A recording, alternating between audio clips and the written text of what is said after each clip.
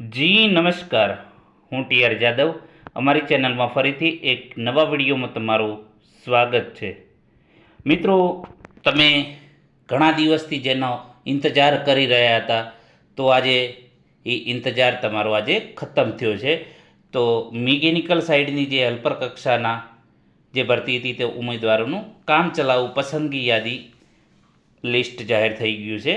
તો અહીં તમે જોઈ શકો છો, ગુજરાત રાજ્ય માર્ગ વાહન વ્યવહાર નિગમ મધ્યસ્થ કચેરી રાણીપ અમદાવાદ, જાહેરાત ક્રમાંક GSRTC 2024-25 47 અન્વયે મિકેનિકલ સાઇટની હેલ્પર કક્ષાના ઉમેદવારોની કામચલાઉ એટલે કે પ્રોવિઝનલ પસંદગી યાદી 29/12/2025. આ કામચલાઉ જે પ્રોવિઝનલ પસંદગી યાદીમાં નામ જાહેર થવાથી માત્રથી ઉમેદવારો નિમણૂકને પાત્ર બનતા નથી. ઉમેદવારે નિમણૂક દ્વારા આપવામાં આવેલ પત્રના આધારે જે તે વિભાગમાં હાજર થતા સમયે સિવિલ સર્જન શ્રી સમક્ષ ઉપસ્થિત થઈ મેડિકલ ફિટનેસ તથા સંબંધિત પોલીસ સ્ટેશનના અધિકારી શ્રી પાસેથી ના વાંધા પ્રમાણપત્ર મેળવીને રજૂ કરવાનું રહેશે. એટલે કે ઉમેદવારે જે નિગમ દ્વારા જ્યારે તમને પત્ર આપે તો એ આધારે તમારે જે વિભાગમાં હાજર થવાનું, તો તમારે સિવિલ સર્જનશ્રી જે જિલ્લાની જે સિવિલ હોસ્પિટલ હોય છે ત્યાંથી તમારે સિવિલ સર્જનનું જે તમારે મેડિકલ સર્ટિફિકેટ લાવવાનું રહેશે. એટલે કે મેડિકલ ફિટનેસ સર્ટિફિકેટ. તો તમારે ત્યાં પૂરો 1 દિવસ લાગી જશે ચેકઅપ માટે. તો તમારે ત્યાંથી મેડિકલ ફિટનેસ સર્ટિફિકેટ અને જે તમારા સંબંધિત પોલીસ સ્ટેશનના અધિકારીશ્રી પાસેથી ના વાંધા પ્રમાણપત્ર મેળવીને રજૂ કરવાનું રહેશે. આ મિત્રો તમારે પૂછી લેવાનું કે અમારા ક્યાંથી, અમારા પોતાના વતનથી, અથવા તો કે અમે જ્યાં પણ અમારી નિમણૂક થશે ત્યાંથી એ જિલ્લામાંથી લાવવાની કે અમારા જે નેટિવમાંથી લાવવાનું, એ પૂછી લેવાનું એક વખત જે તે તમારા અધિકારીને. જાહેરાતમાં દર્શાવ્યા મુજબ ઉમેદવારોની નિમણૂકના વિભાગ ખાતે ઓછામાં ઓછી 5 વર્ષ સુધી ફરજ બજાવવાની રહેશે.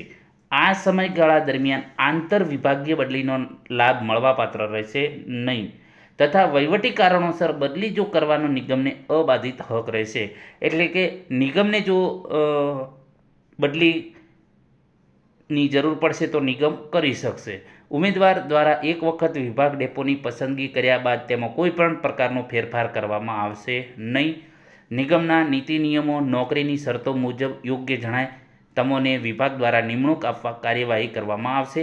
વિભાગના રોસ્ટર મુજબ જરૂરિયાત પ્રમાણે જે તે વિભાગ ખાતે તમારી બદલી કરવામાં આવશે.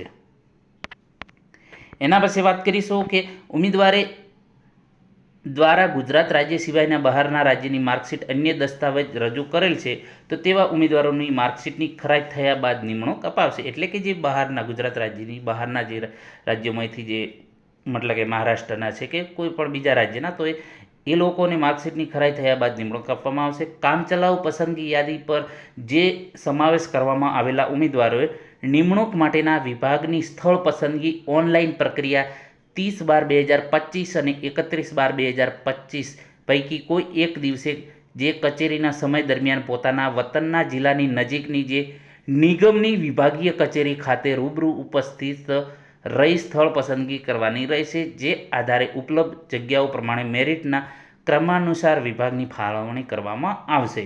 એટલે કે જે લોકોનું આમાં નામ આવ્યું છે પ્રોવિઝનલ યાદીમાં, તો એ ઉમેદવારો નિમણૂક માટે જે પોતાના જે વિભાગ લાગુ પડતો હોય, ડિવિઝન, બરાબર, ડિવિઝન માટેનો આજે આપણે વિડીયો બનાવેલો છે. તો જે તે ડિવિઝન તમારે લાગુ પડતું હોય તો એ ડિવિઝનમાં તમારે ત્યાં જવાનું રહેશે. તો એ તારીખ તમે નોંધી લેજો ખાસ. 31/12/2025 સોરી મિત્રો, 30/12/2025 અને 31/12/2025. તો આ બે દિવસે તમારે, મતલબ કે કોઈ પણ 30 તારીખે જાઓ અથવા તો 31 તારીખે જાઓ, તો કોઈ પણ એક દિવસે જે કચેરીનો સમય છે એ સમય દરમિયાન પોતાના જે વતનના જિલ્લાની નજીકના નિગમના જે ડિવિઝન, બરાબર, વિભાગીય કચેરી કહ્યું છે, એટલે એ વિભાગીય જે તમારે વિભાગ લાગુ પડતો હોય એ વિભાગીય ડિવિઝન ત્યાં તમારે રૂબરૂ ઉપસ્થિત રહેવાનું થશે, બરાબર. પછી જે દિવ્યાંગ માટે છે, 1 આર્મ એ એની કેટેગરી છે, બરાબર. તો એ પ્રકારના દિવ્યાંગતા ધરાવતા ઉમેદવારોને મેડિકલ બોર્ડના અભિપ્રાયના આધારે નિમણૂક આપવામાં આવશે. એટલે કે જે મેડિકલ બોર્ડ જે નક્કી કરશે એ પ્રમાણે એમને મહિલા ઉમેદવારો ઉપલબ્ધ ન હોય તો જાહેરાતની સૂચના નંબર પીની પેટના સૂચના મુજબ તેઓની બાકી રહેતી જગ્યાઓ જે તે કેટેગરીના પુરુષ ઉમેદવારોને ફાળવવામાં આવેલ છે. એટલે કે આપણે આ અગાઉ ચર્ચા કરેલી છે કે જો મહિલાઓ ઉમેદવાર નહીં હોય તો એ જે જગ્યા ખાલી છે તો જે તે કેટેગરીને પુરુષ ઉમેદવારોને એ મળશે. કામચલાઉ પ્રતીક્ષા યાદી હવે અલગથી નિગમની વેબસાઇટ પર, મતલબ કે જે વેઇટિંગ લિસ્ટ છે આના પછી જાહેર થશે. બરાબર. કામચલાઉ પસંદગી માટે જે તે કેટેગરીમાં કટ ઓફની વાત કરીએ તો બિન અનામત જે સામાન્ય માટે 68.576, બિન અનામત મહિલાઓ માટે 49.750. અહીં તમે જોઈ શકો છો.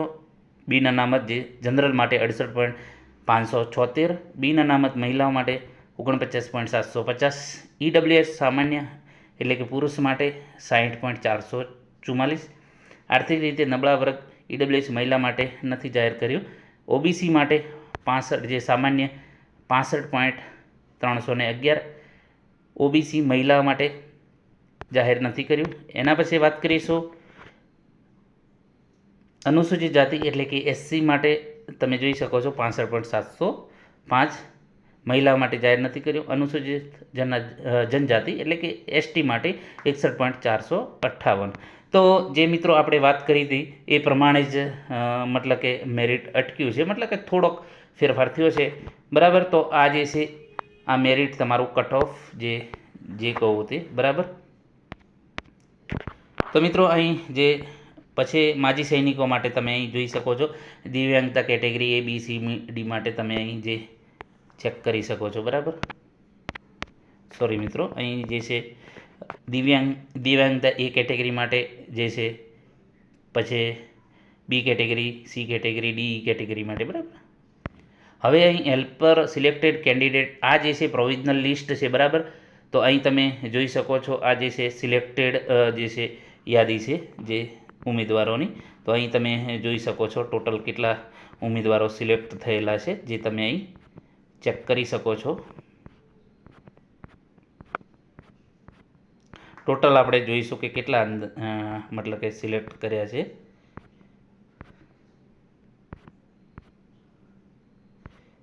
મતલબ કે આ પસંદગી યાદી છે પ્રોવિઝનલ છે. બરાબર. તો અહીં જોઈ શકો છો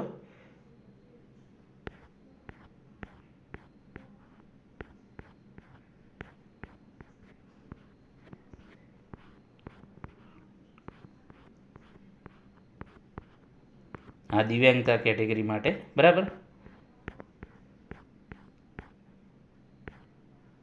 મતલબ કે કેટેગરી વાઇઝ અલગ અલગ આપેલા છે જે તમે કેટેગરી વાઇઝ જોઈ શકશો. તમામ પોતાના જે શરૂઆતથી જોઈ લઈએ આપણે કે જનરલમાં કેટલા સમાવેશ કર્યો છે. જનરલ ઈડબ્લ્યુએસ માટે અને તમામ અહીં તમે જોઈ શકશો. અને આ પીડીએફ તમને વેબસાઇટ ઉપર પણ મળી જશે અને જે છે અમારી ટેલિગ્રામ ચેનલમાં પણ આ મૂકી દઈશું. એટલે જનરલમાં 713 મતલબ કે ઉમેદવારોને, પછી મહિલાઓ કેટલી છે, બિન અનામત મહિલાઓ કેટલી સમાવેશ થયેલી છે 19. બરાબર. ઓબીસી આર્થિક રીતે નબળા વર્ગ. બરાબર. જે ઈડબ્લ્યુએસની વાત કરીશું તો એમાં અહીં તમે જોઈ શકો છો. તો એ પ્રમાણે તમે કેટેગરી વાઇઝ જોઈ શકો છો. તો મિત્રો તમારે આતુરતાનો અંત આવી ગયો છે. જો વિડીયો પસંદ આવ્યો તો લાઇક, શેર અને મિત્રો ચેનલને સબસ્ક્રાઈબ કરવાનું ન ભૂલતા મિત્રો. અને ફાઇનલ જે તારીખ આપેલી છે 30 અને 31, આ 2 તારીખ તમે ધ્યાને લઈ અને ત્યાં જે તમારું નામ જોઈ લેજો, એ પ્રમાણે ત્યાં પહોંચી જજો.